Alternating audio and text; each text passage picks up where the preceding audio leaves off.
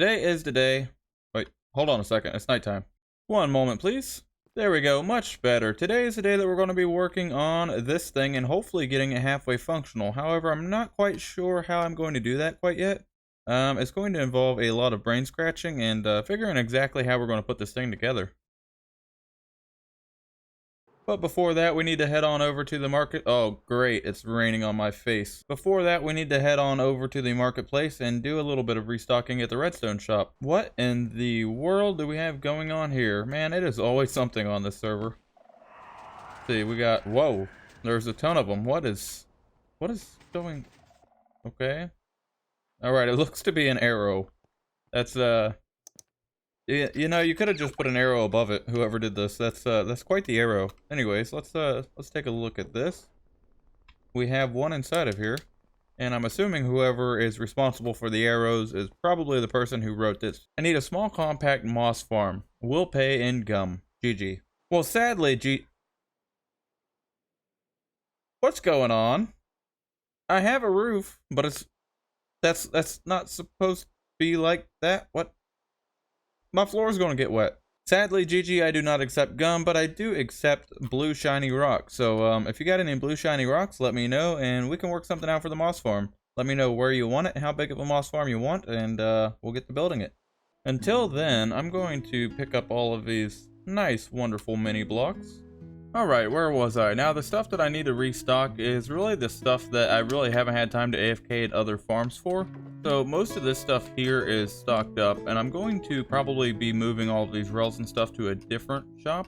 I'm still not 100% sure, but that's pretty much the plan for now. However, there is some stuff in here like the redstone blocks and a few other components that I really need to AFK and build up my supply with. And I think the first order of business is to get Gerald Bob in here. Oh, there we go. He just logged in, and we're going to send him over to a couple farms to AFK, one being the Witch Farm, and the other one I think we're going to have him AFK in the Nether at the Fortress Farm. Alright, I now have him over at the Witch Farm AFKing, and here shortly we should be able to have enough materials, hopefully, to stock this back up. Maybe by the end of the episode, we'll have to see. And it's nighttime again. Better sleep. One of the things that I want to touch base on real quick is whenever I pranked Gigi in the last episode, there was 128 skeletons that I got from spawners underneath her base, and basically sent those above the surface to wreak havoc on her. And if you noticed, I had a ton of heads on there. Well, we have this little contraption here for the mob heads. However, every time that you die, you have to like manually walk back in here, stand on that string, shoot you with a bunch of arrows, and it's basically not really AFKable. So I went down here and carved out a little area underneath, and basically what this is a chest here where all of the stuff will come up inside of the chest, and it's fed by a bubble column from the bottom, and all it is a hopper dropper system that is down below. And once anything goes inside of that dropper down below, for example, I can throw a couple rockets down. Well, if they don't land on the ladder, I could throw a couple rockets down there. They're going to land in those hoppers. And whenever they land in that hopper, they're going to be put through a dropper system going up into this bubble column, and then they're basically going to fill back up right inside of this chest here. What this allows us to do is basically make an AFKable system where we can come down here, set our spawn on that bed, and then we stand on that trap door and just collapse it underneath us. Whenever we do that, we die from fall damage, given that we take everything out of our inventory, which you should of course do if you're using this. And since you set your spawn on that bed, you're going to spawn either on the bed or on the trapdoors, and the observers are going to detect the update to the strings there. And then there's a series of pistons underneath that that's going to push you off of that bed, where you're going to constantly fall to your death over and over again. It is a pretty cool design and worked very well. However, it did take me quite a while to design it because, believe it or not, there's a lot of different spawning mechanics, and the bed kept spawning me in places where I did not want to be spawned at. So I ended up having to put it way down inside of the ground and basically isolate it to where it had no choice but to spawn me on the bed or on the trapdoor next to it. And since the trapdoor is collapsed whenever you're using this, it's going to allow you to fall down and die from fall damage anyways. Pretty cool. All you have to do is sit there and click the respawn button, or of course use an auto clicker. So then you can have lots and lots of player heads for a ton of activities. Speaking of which, I think I'm going to grab one of Gigi's heads. And I'm just going to need a armor stand to go with it. So we'll grab one of those, head on over to the crafting table, and we should be able to craft a GG avatar. These are what you're going to see all over the shopping district whenever you see a mirror replica of one of the players. Hello? Hello? I saw a name tag. Oh. Ah, ha ha ha. Well, hi. Ugh, Man, I just went ahead and skipped lunch and just went ahead and just kept grinding for stuff. Oh, I got you. I jumped on to do some recording, and I just saw your name tag whenever I come over here to get some netherrack for some evil plans for, not naming any names, GG. Yep. So yeah, I needed a little bit of netherrack, that way I could surround something with fire, and yeah, that's what I'm working on. You mean you think the hundreds of skeletons wasn't nefarious enough, huh?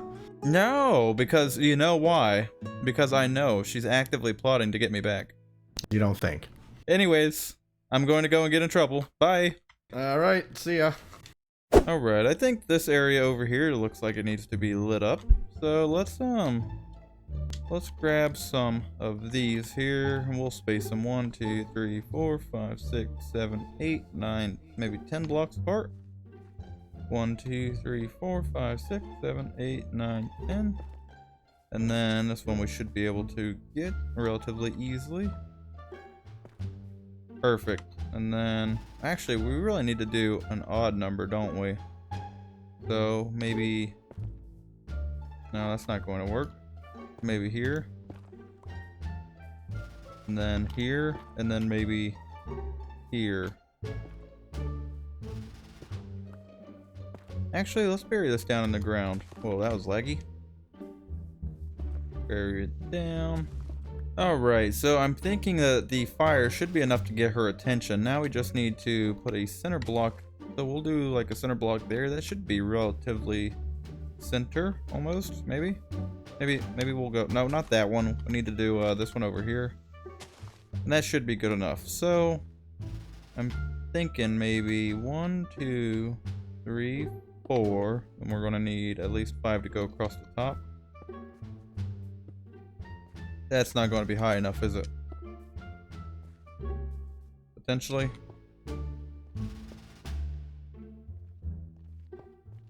I should have some down underneath the warden shop, I think.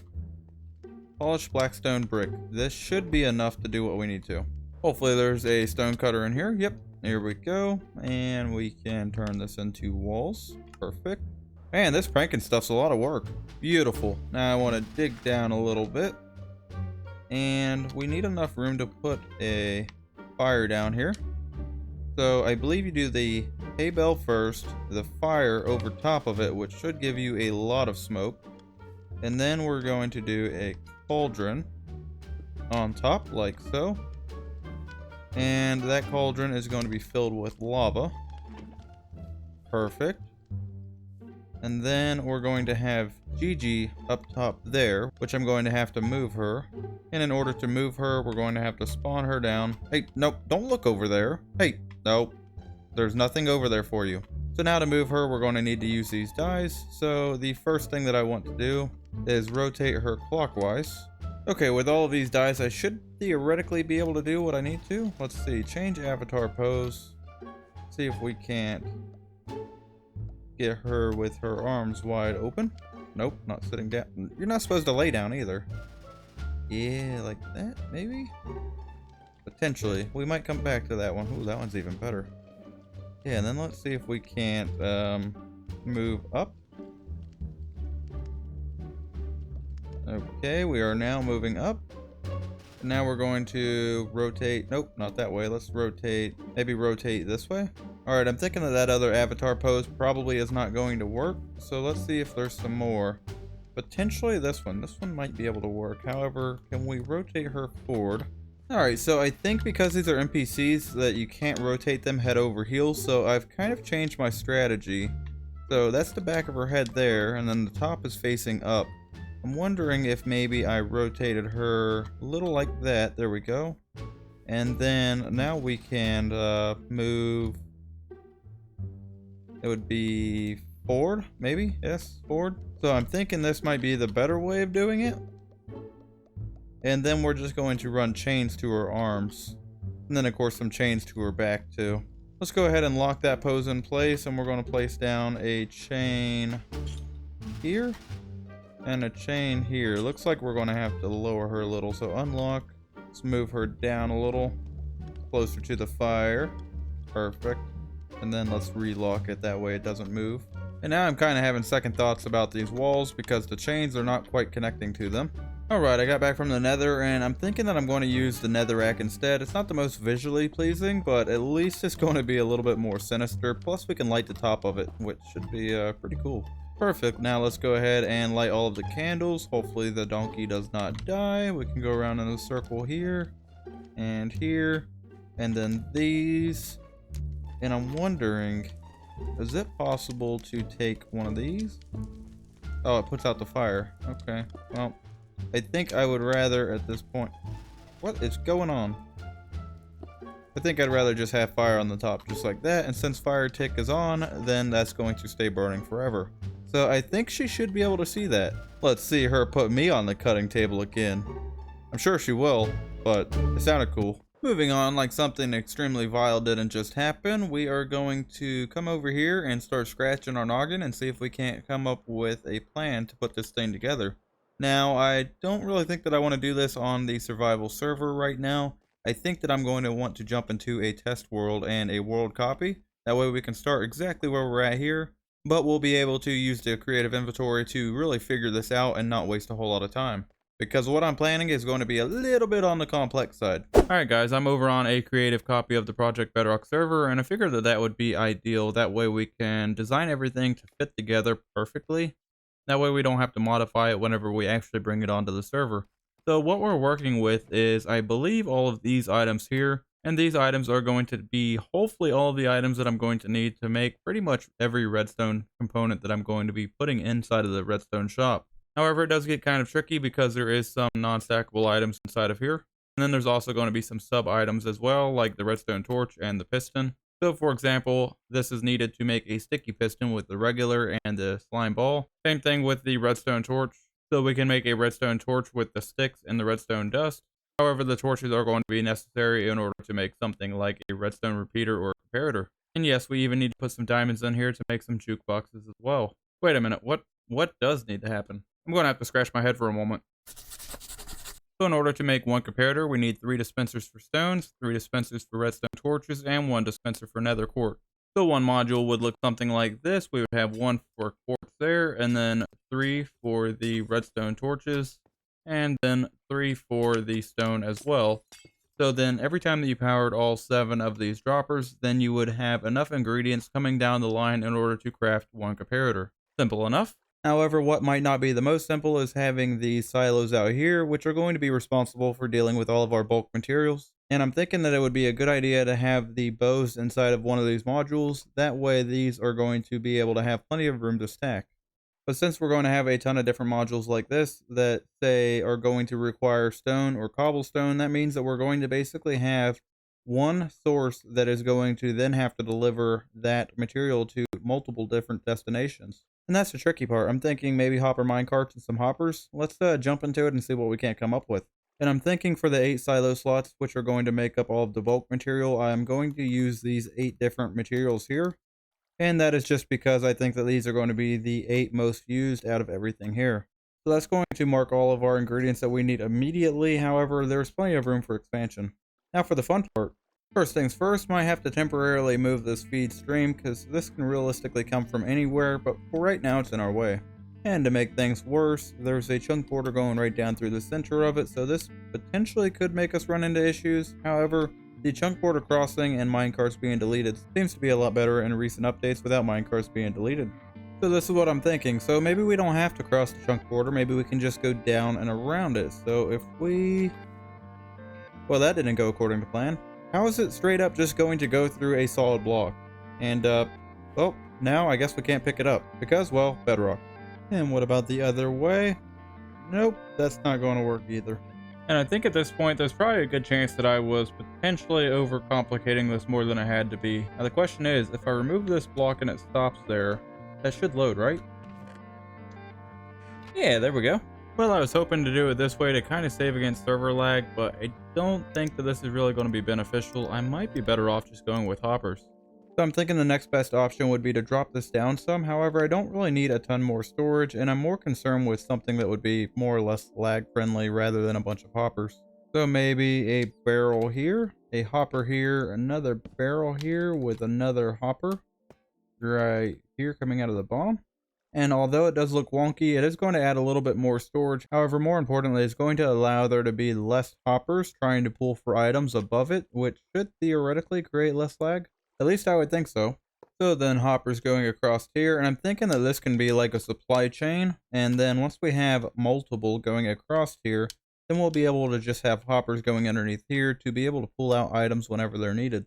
So by making use of a ton of structure blocks and some redstone torches, I should be able to put down a stupid amount of hoppers.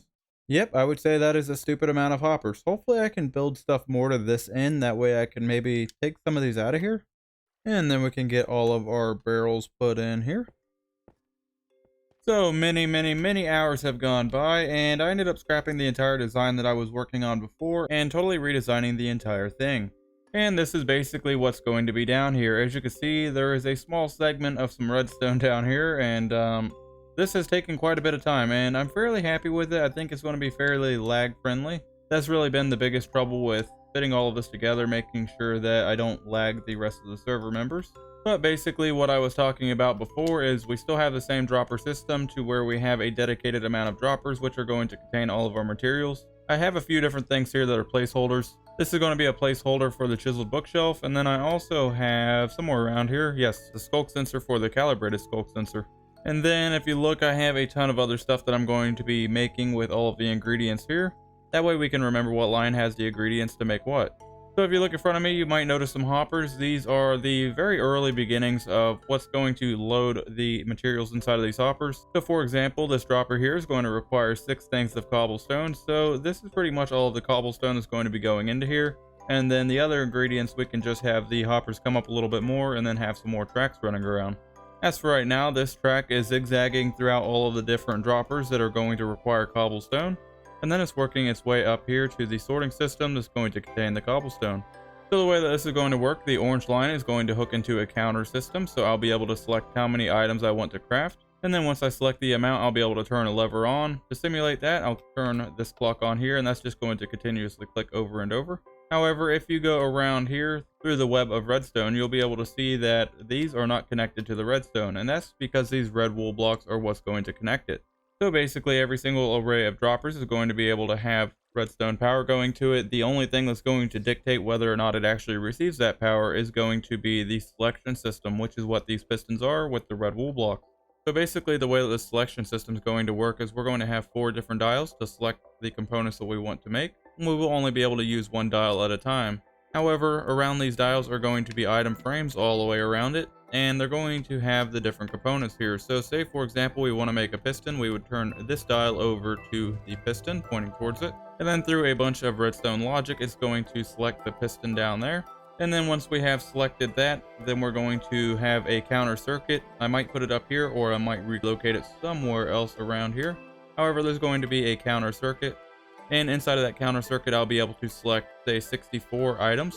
So if I select the piston here and then select 64 items and hit the start button, then that's going to mean that it's going to craft 64 of the pistons, which is going to dispense 64 piston worth of material. So essentially what's happening here, if you're not familiar with how red coders work, is whenever we change that dial, you'll see that another torch lights up, and that torch is directly above a piston. So whenever the dedicated torch is lit up, it's going to extend the piston that's directly underneath it. Then I have a bunch of basically pusher blocks that are pushing these redstone blocks down. These redstone blocks, whenever they are pushed down, they're going to power their dedicated line of redstone. However, because the redstone dust is powering a solid block, which is then powering a piston, that means that this piston is always powered, but it's not going to try to push that block back up until this piston is retracted. That way, it's always going to push all of these back up as soon as the top piston's released. Hopefully that makes sense. And then, since this redstone line is powered here, it's going to power all the way down through all of this redstone circuitry, coming down here, and then it's going to push down one single piston, which is going to select whatever we selected up there, and is going to allow power to go through to power the dropper.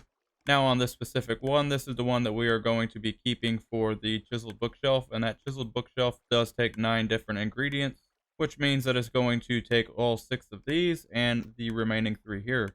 So for example, if we wanted some repeaters, we would just turn this all the way around until we got to the repeaters, and then that would power the dedicated circuit that's going to be responsible for crafting a bunch of repeaters. This one here is on the bow circuit, however, because I have not put all of the icons up top at the knobs, none of these are synchronized. Pretty straightforward, fairly simple, and a lot of work. I'll catch up with you guys after a bit after I get done building some more. And many hours later, I have placed down so many components that I might just lose my mind, although I'm making really good progress on this, but I do still have a ton of progress that needs to be made. But now at least you can kind of start to see what is actually happening here. So we have all of these that are going to be filling up these minecart chests, and the reason why I'm going with minecart chests is because these will be able to hold more items, and they will also not pull items out if they go underneath another hopper. So needless to say, they're a lot easier to kind of twist and contour around different locations, with being as minimally invasive as possible. So for example, we have our redstone dust here, so this redstone track is going to go down and basically go over all of the hoppers that are feeding the modules that are going to require redstone dust for an ingredient. So it loops down and around here, and then basically all around. Hopefully I didn't miss any. That might just drive me over the edge. I'm starting to go a little fatty. Okay, sorry for the dad joke. I had to. I've been watching these guys fly around far too long. Now in modules like this one specifically is for the dispenser, and the dispenser is going to require some bows in order to craft the dispenser. However, because bows are non-stackable and I can't really stack a ton of bows inside of just hoppers, I ended up adding in some barrels here. That way we have some extra storage to kind of build up a surplus of bows. That way the stock doesn't ever run out. As far as everything else that stacks to 64 though, those are just going to have hoppers, and that should be plenty of space. This is of course going to be constantly fed. And I know that I decided against using the minecarts because of the chance that they might potentially delete going across the chunk border. However, since this is less of an issue inside of the recent updates, the worst case scenario is I'll just only load this whenever I'm in the area. I also synchronized everything and I hooked up the on and off switch, so if we wanted to say, for example, craft a comparator, we could go ahead and turn this on. As you can see, it's going to turn on this red coder that's directly below me. Then we can select the, wait, what did I just say, comparator? I think I said comparator. We'll go with a comparator. So we're going to craft a comparator. We'll worry about all the decoration and stuff whenever I get this actually onto the server, but if we go down here, then we should be able to find the one that is engaged, which is this one here. And if we go over here, this is going to be the comparator. I did also finish up the counting circuit as well, and it's pretty small and compact. However, I might rebuild this and make it more automated. However, for now, the way that this works is you're going to place in the number of components that you want to build inside of the top chest. So for this example, we're going to use 64. We'll place 64 inside of here, and they're going to stay in here until you turn the machine on, and then you're going to throw on this lever. So if we wanted to say do 64 note blocks, then we'll go ahead and turn this to the note block, and then we can turn that on, which is going to activate the machine. And then we're going to throw this lever on here, which is then going to start counting the items out. And this is a very simple design. It just has a clock running a dropper. I have a second dropper in there so I can actually hear it ticking. That way I know that it's functioning. And then that dropper is just going to drop into a hopper, and it's going to do that slow enough that this comparator is going to pick up every time a item goes by there, counting the exact amount of items, and then that's going to basically run a signal down.